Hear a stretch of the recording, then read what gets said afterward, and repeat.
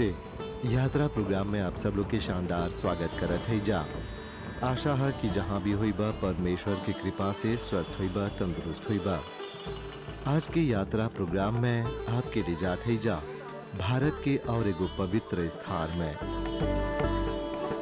गंगोत्री के प्रवेश द्वार में एगो मंडी मिलेला जहाँ पर ही हर प्रकार के चीज के बिक्री होएला। मिठाई से लेके पूजा के सामान, गरम कपड़ा इत्यादि। ये सब भक्त लोग के सुविधा खातिर है। काफी लंबा यात्रा के बाद हैजा परी गर्मा गर्म जलेबी और गर्मा गर्म समोसा के स्वाद बड़ी मन भावन रहेला।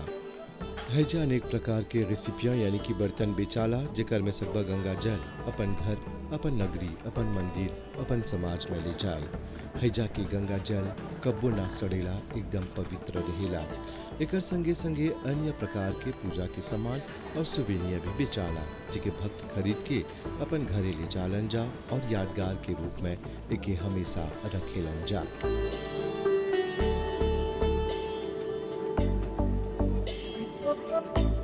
हर हर गंगे जय माँ गंगे। इस समय हम गंगोत्री में है जा जहाँ पर ही पर्वत से, कैलाश पर्वत से, हिमालय पर्वत से देखा तो एक बार पीछे में बर्फ बाते। हौजा से गोमुख में से गंगा बहते हुए हैजा पर आवत आते। और हैजा गंगोत्री में मानल जाला कि जितना कोई भक्ति पूर्वक, श्रद्धा पूर्वक माँ गंगा से आराधना करेला, श्राद्ध करेला, अपन पितृ खातिर मुक्ति के प्रार्थना करेला, वो लोग के पितृ के मुक्ति मिल जाला और व्यक्ति जो बातें पितृ दोष से निवारण पा लेवेला और जितना भी दुख, दर्द, पीड़ा, रोग बा वो सब दूर हो जाला। तो चला हैजा परी गंगोत्री में हमनी के टीम के साथ आल हैजा, पूजा पाठ करब जा, फिर माँ के दर्शन करब जा। ये सब हमनी के कैमरामैन अपादू राव, वशिष्ठ राव अपादू के नजर से देखब जा।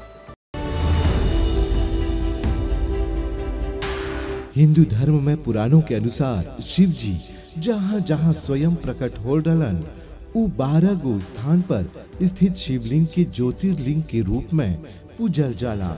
ओकर में बा केदारनाथ, विश्वनाथ, वैद्यनाथ, महाकालेश्वर, नागेश्वर, कारेश्वर, सोमनाथ, त्रयंबकेश्वर, कृष्णनेश्वर, भीमशंकर, मल्लिकार्जुन और रामेश्वरम।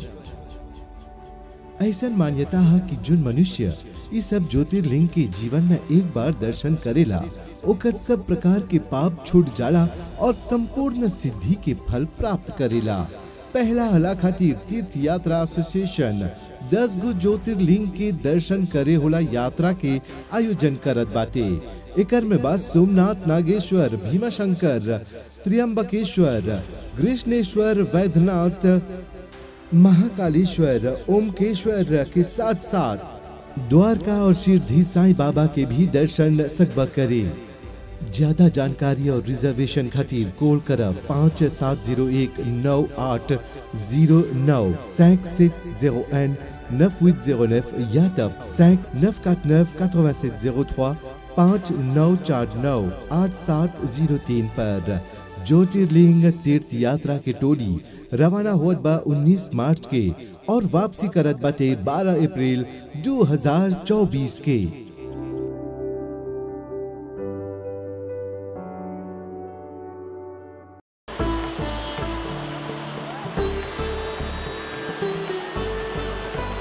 गंगोत्री भारत के उत्तराखंड राज्य के उत्तरकाशी जिला में स्थित एगो नगर और प्रमुख हिंदू तीर्थ स्थल मानल जाला। 4 गो तीर्थ, 4 धाम में तीर्थ यात्रा में ई गंगोत्री एगो अहम भाग मानल जाला। गंगोत्री नगर से 19 किलोमीटर दूर गोमुखा जोन गंगोत्री हिमानी के अंतिम छोर है और गंगा नदी के उद्गम स्थान है, अर्थात गंगा माई हैजे से शुरू होके बहेला। ऐसा मानल जाला कि भगीरथ राजा अपन पुत्री के हैजा परी उतरले रलन ताकि शिव जी के कंठ के सक्यान ठंडक दे। पौराणिक कथा के अनुसार भगवान श्री रामचंद्र के पूर्वज रघुकुल के चक्रवर्ती राजा भगीरथ हैजा के एगो पवित्र शिलाखंड पर बैठ के भगवान शंकर के प्रचंड तपस्या कर ले रलन। आज भी हौजुन शिलाबा हैजा परी नजर आवेला और ढेर कोई हैजा परी राजा भगीरथी के भी पूजा पाठ करे आवेलन जा। ई पवित्र शिलाखंड के निकट ही 18वीं शताब्दी में ई मंदिर के निर्माण करल गल रहल। ऐसन मान्यता है कि देवी भगीरथी यही स्थान पर धरती के स्पर्श कर ले रलन। ऐसन भी मानल जाला कि पांडव लोग के जितना भी पुरखन लोग, जितना भी परिवार के सदस्य लोग, परिजन लोग हैजा परी महाभारत के युद्ध में मारल गरलन जा, वो लोग के आत्मिक शांति खातिर इस स्थान पर वो लोग आके एगो महान देव यज्ञ के अनुष्ठान कर ले रहलन जा। हैजा शिवलिंग के रूप में एगो नैसर्गिक चट्टान भगीरथी नदी में जलमग्न है, यानी कि पानी के नीचे ये शिवलिंग पावल जाला। ये दृश्य अत्यधिक मनोहर एवं आकर्षक है। एकरा देखला से दैवी शक्ति के प्रत्यक्ष अनुभूति होवेला और शिव जी के ओकर जो प्रेजेंस है जा परी कर उपस्थिति है महसूस होवेला। पौराणिक आख्यान के अनुसार भगवान शिव इस स्थान पर अपन जटा के फैला के बैठ गल रहलन और हैजे परी उ अपन घुंघराले जटा में गंगा माई के लपेट ले रहलन। शीतकाल के आरंभ में जब गंगा के स्तर काफी अधिक नीचे चल जाला, तब ई अवसर पर ही उक्त पवित्र शिवलिंग के दर्शन होवेला। गंगोत्री से 19 किलोमीटर दूर 3804.12 मीटर के ऊंचाई पर स्थित गौमुख गंगोत्री ग्लेशियर के मोहाना तथा भगीरथ नदी के उद्गम स्थल है। ऐसा मानल जाला और जानल भी जाला कि हैजा के बर्फीला पानी में स्नान करला के बाद जितना भी पाप कमैले हो जन्म जन्म तक उ सब पाप धुल जाला। हैजा के पानी इतना हिले ठंडा बा कि हैजा पर जब इमे हाथ गोड़ दलबा तो उ जम के बर्फ हो जाला, पर ई पानी में नहला से जन्म जन्म के पितृ दोष खत्म हो जाला। गंगा माँ के महत्व के नाते की समुद्र के नाते के बराबर है। गंगा माँ के महत्व जीवन में इतना है कि ओकर इतिहास बार बार पढ़बा, बार बार ओके सुने के मन करेला। चला पंडित जी से सुनी जा गंगा माँ के महत्व। जिस स्थान पे आप और हम लोग ने अभी पूजा अर्चनाएं की है, स्नान ध्यान किया है, तो वह गंगोत्री के नाम से जाना जाता है।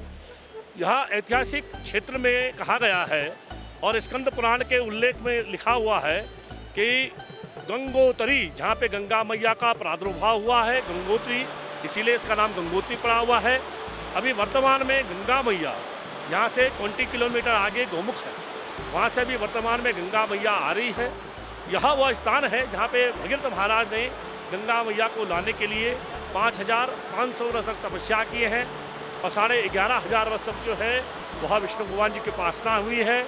7,500 वर्ष तक शंकर भगवान की तपस्या की है और 3,500 वर्ष तक ब्रह्मा जी की उपासना करके भगीरथ अथक प्रयास द्वारा गंगा जी का परागमन स्वर्ग से, वैकुंठ लोक से, गौलोक से, शिवलोक से इस धराधाम, जिसको आप और हम गंगोत्री के नाम से जानते हैं, यहाँ पे अवतरण करवाया। क्योंकि गंगा उतरी तस्य नाम गंगोत्री। तो आप लोग ऐसा मत सोचिएगा कि गौ के मुख से कोई गंगा जी निकल रहा है, ऐसा कुछ नहीं है। गौ में पृथ्वी होता है, गौ का पर्यायवाची शब्द जो है वह पृथ्वी है और पृथ्वी के मुख के अंदर से गंगा जी का प्रवेश हो रहा है। जहाँ से पृथ्वी का भूभाग स्टार्ट होता है उसको गौमुख कहते हैं नारायण। उसके ऊपर पुनः हिमालय क्षेत्र है।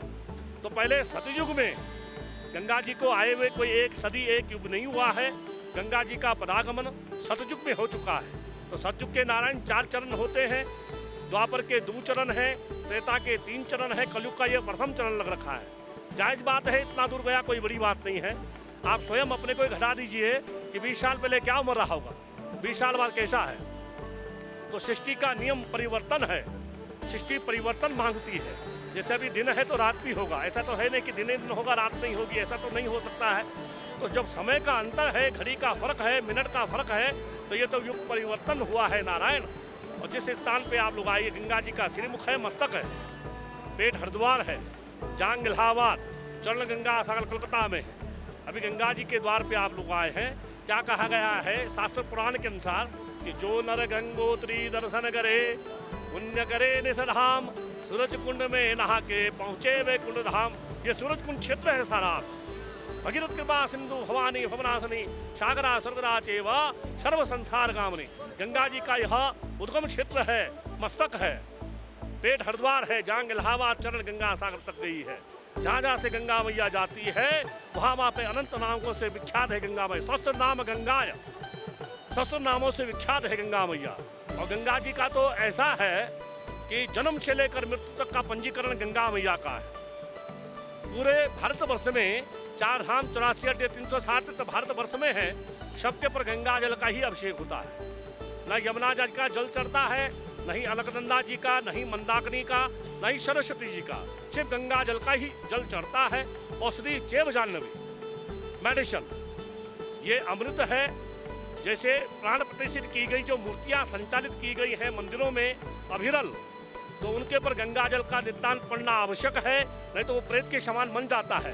जैसे इंसान को, किसी भी जीव जंतु को जो है भोजन और पोषण की आवश्यकता होती है पग पग पे, वैसा ही जो है जो मंदिरों में संचालित की गई मूर्तियां हैं उसमें गंगा जल का पड़ना नितांत आवश्यक है।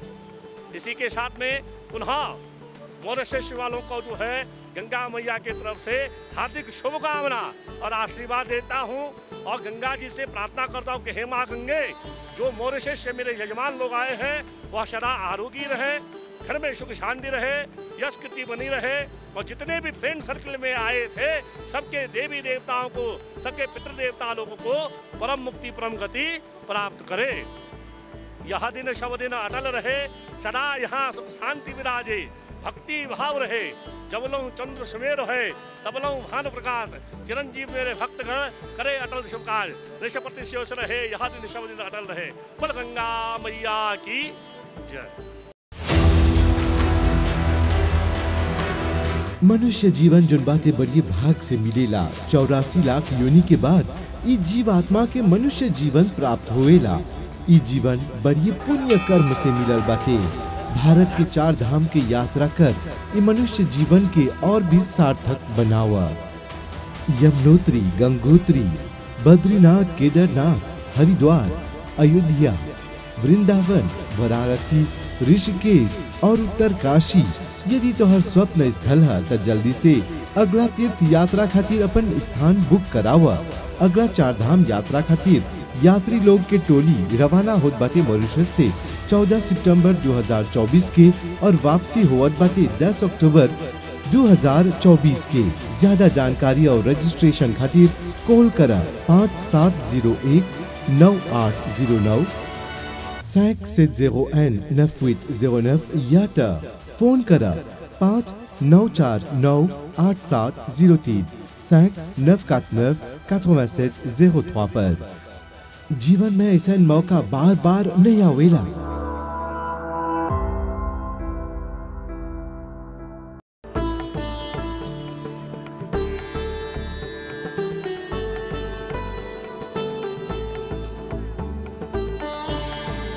ढेर कोई हैजापन पितरी ऋण उतारे खातिर आवेलन जा। पूजा पाठ की सामग्री हैजे परी मिल जाला और पंडित भी हैजे परी मिल जाला। सब कोई परिवार सहित बैठ के अपन पितरी जन लोग के प्रार्थना करेलन जा। पूजा पाठ आरती अर्चना करला के बाद टीम के सदस्य लोग पिंडा भी चढ़ेलन जा।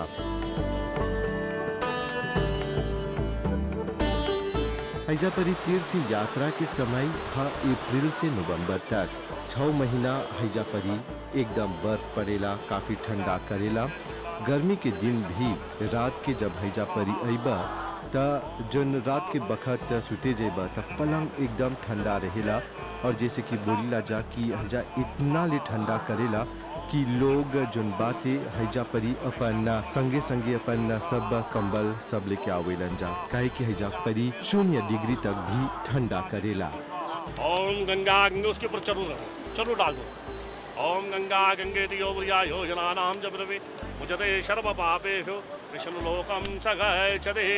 बोल गंगा मैया की, बोल सच्चे दरबार की, राजा भगत महाराज की। ओम पूर्णमदः पूर्णमिदं पूर्णः पूर्णमुदच्यते पूर्णस्य पूर्णमादाय पूर्णमेवावशिष्यते।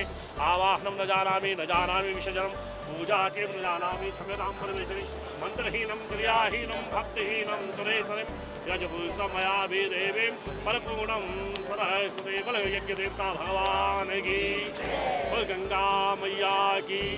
एक बार प्रेम से बोलो धर्म की, अधर्म का, प्राणियों में विश्व का, भारत माता की, गौ माता की, गंगा मैया की, अपने अपने गुरु महाराज की, संत समाज की, भक्तों के भगवान की, अपने अपने पितृ देवताओं की, समस्त पितृ देवताओं की, अपने अपने माता पिता की, समस्त माता पिता की, अपने अपने शास्त्रों की, समस्त शास्त्रों की। हर हर महादेव, बोल गंगा माता की जय। गंगोत्री के गंगाजली मंदिर समुद्र तल से 3002 मीटर के ऊंचाई पर पावल जाला। भगीरथी के दाहिना ओर से परिवेश अत्यंत आकर्षक एवं मनोहारी है।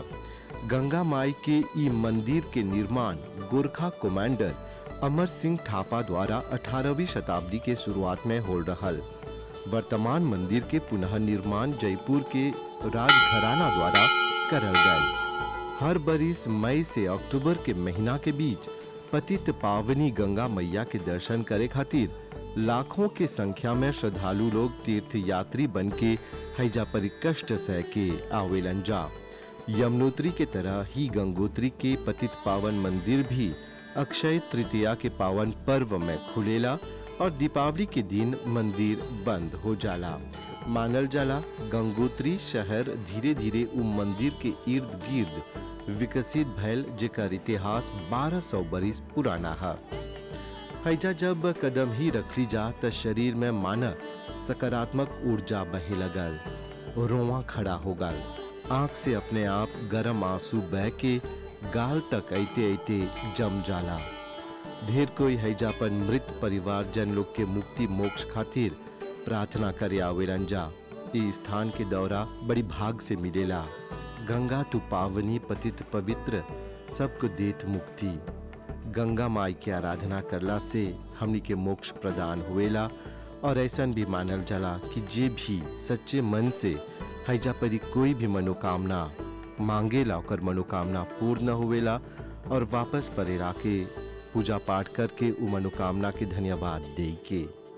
गंगा माँ के आराधना करे के उनकर दर्शन करे खातिर अपन पितरी लोग के मोक्ष करे खातिर ढेर कोई गंगोत्री जाए के सपना देखेलन जा और जेकर जेकर सपना पूरा भैल वो लोग खातिर बहुत बड़ा बात रहल। वो लोग भाव विभोर होइलन जा और अपन प्रतिक्रिया हमनी के बतैलन जा। गंगा माता की सबसे पहला हम एमबीसी डायरेक्टर के धन्यवाद देवत हई। हमनी के ऐसा जगह में आन दिलन, हम टेलीविजन में हम देख देख के सब आज हमनी यहाँ नहीं सब अपन माता पिता के जल अर्पण कली सब, हमार सास ससुर के, हमार बहन के, हमार नेबे के, हमार सब मामू लोग के, सब परिवार के, हमार समधी भाई के। बहुत बहुत बहुत हमार दिल दुखा गल इतना कि हम इतना कर नहीं सब। कहाँ से हमने के शक्ति मिलता है कि जे हमने के एमबीसी नहीं देवा, टेलीविजन में देख देख के, प्रोग्राम देख देख के, लिमेरो देख देख के, टेलीफोने कर कर के हमने यहाँ नहीं सब। और हमने बहुत प्रकाश के भी धन्यवाद देवत हैं सब। हमने के हमर इच्छा पूरा हो गल जो करे के नहीं कर ले सब शक्ति मिलल। हमने के इतना दूर आगे 4 धाम करके हम अली से यहाँ पर गंगोत्री में अपन सब परिवार के छोड़ के कि भाई बहन हमारे पति के छोड़ के लड़का छोड़ के आके पूजा कर ली सब, भगवान के नाम ले ली सब गंगोत्री में।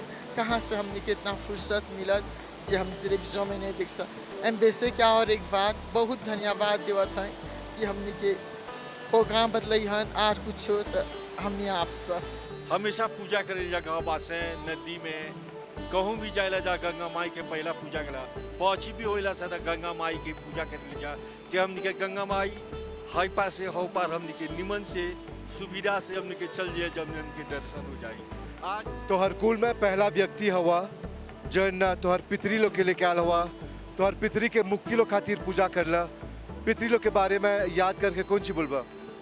हम ये बोलत है आज हमके मौका मिलल ऐसे हरिद्वार में उन लोगों का पूजा करनी है में आज हमके बहुत बहुत बहुत अच्छा लगल कि उन लोगों के भाग ऐसा रहल कि उनके बेटा आज हमार दादा, हमार पिताजी, हमार माँ, हमार बहन जो गुजर गन सबके आन के वो लोग के हम आई नदी में गंगा माई में वो लोग के डाल देनी, या कि अच्छा ठंडक अच्छा वो लोग अपन मुफ्त प्राप्त हो जाए, वो लोग के श्रद्धांजलि प्राप्त हो जाए। ऐसे हम भी बोला नौजवान लोग के कि अपन माँ बाप के ये लोग के सहायता नहीं तो सहायता दे के वो लोग के जरूर एक बार यात्रा में माँ बाप के भेजा जाए।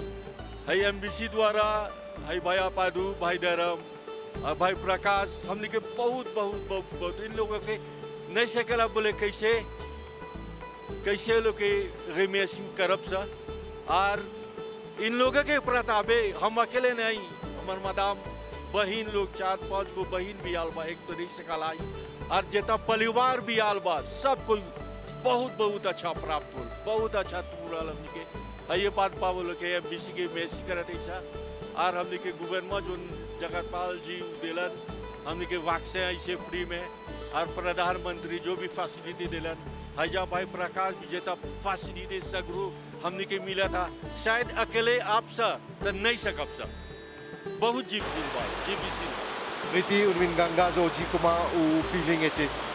Zoji vin Gangotri vin faire puja da Ganga. C'est pas grave exprimer au feeling. C'est un grand feeling.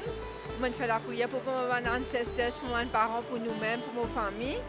Et c'est un petit doge puja, ça veut dire que nous avons nous ban PC.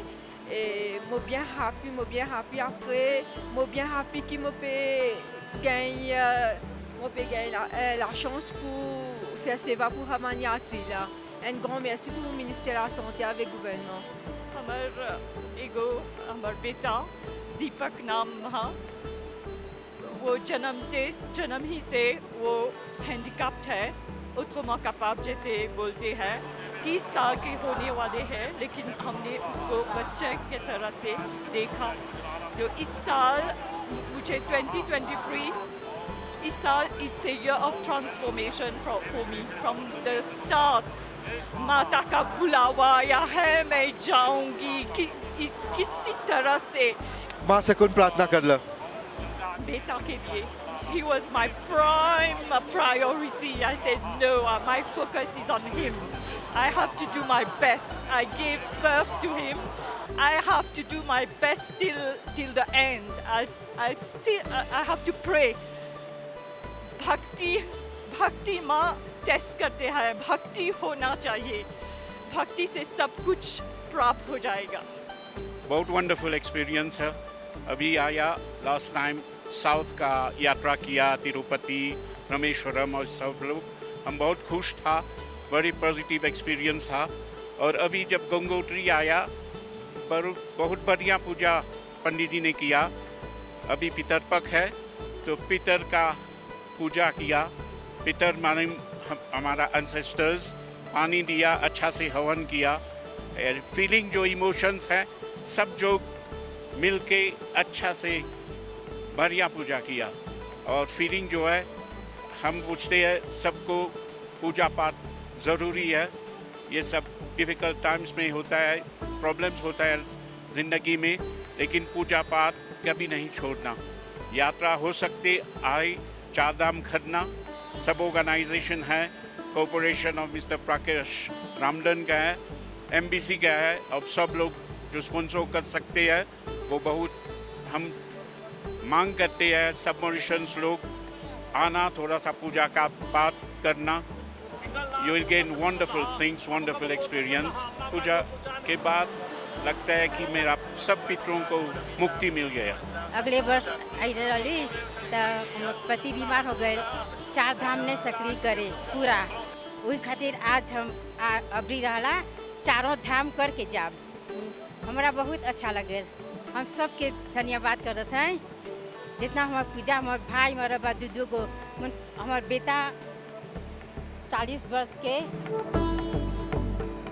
देहांत हो गल बा और अंग्लेतिया में नहीं सकली जाए आने के ना वो नहीं सकल आए। वो कॉफिन में चल रहा हमारे लड़का, एक को लड़का रहा हमारे के। इसी खातिर हम दो शब्द बोलत हैं। यदि एम्बेसी नहीं रहा तो नहीं सकता आए। एम्बेसी के धन्यवाद करता है बहुत, हाँ बहुत धन्यवाद करता है। इसके खातिर सारे मॉरिशस ने देखा टेलीविजन पर। तो भाई बहन लोग ईराज के यात्रा कार्यक्रम जो प्रस्तुत कर लीजा गंगोत्री पर आधारित उम्मीद है कि प्रोग्राम आपके भाइयों हुई आवत सप्ताह आपके लिए जाप जा और एगो दैविक स्थान पर हमें के प्रतीक्षा करिए मेरा ब्राही चैनल पर यही प्रोग्राम के साथ यही भटक पूरी टीम की तरफ से शुभ रात्रि, नमस्ते। हर हर महादेव।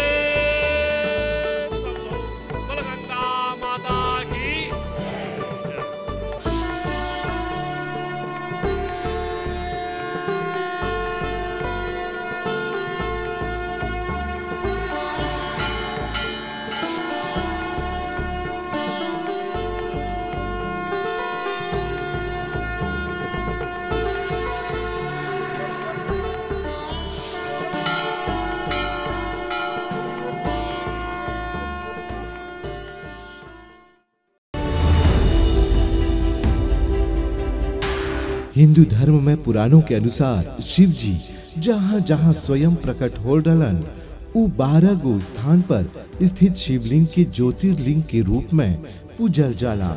ओकर में बा केदारनाथ, विश्वनाथ, वैद्यनाथ, महाकालेश्वर, नागेश्वर, कारेश्वर, सोमनाथ, त्रयंबकेश्वर, कृष्णनेश्वर, भीमशंकर, मल्लिकार्जुन और रामेश्वरम। ऐसा मान्यता है कि जो मनुष्य इस सब ज्योतिर्लिंग के जीवन में एक बार दर्शन करेला ओकर सब प्रकार के पाप छूट जाला और संपूर्ण सिद्धि के फल प्राप्त करेला। पहला हला खातिर तीर्थ यात्रा एसोसिएशन 10 गो ज्योतिर्लिंग के दर्शन करे होला यात्रा के आयोजन करत बाटे। एकर में बा सोमनाथ, नागेश्वर, भीमाशंकर, त्र्यंबकेश्वर, कृष्णेश्वर, वैद्यनाथ, महाकालेश्वर, ओमकेश्वर के साथ साथ द्वारका और शिरडी साईं बाबा के भी दर्शन सकबा करे। ज्यादा जानकारी और रिजर्वेशन खातिर कॉल करब 57019809 5701 9809 या तब 5949 8703 5949 8703 पर। ज्योतिर्लिंग तीर्थ यात्रा के टोली रवाना होत बा 19 मार्च के और वापसी करत बाटे 12 अप्रैल 2024 के।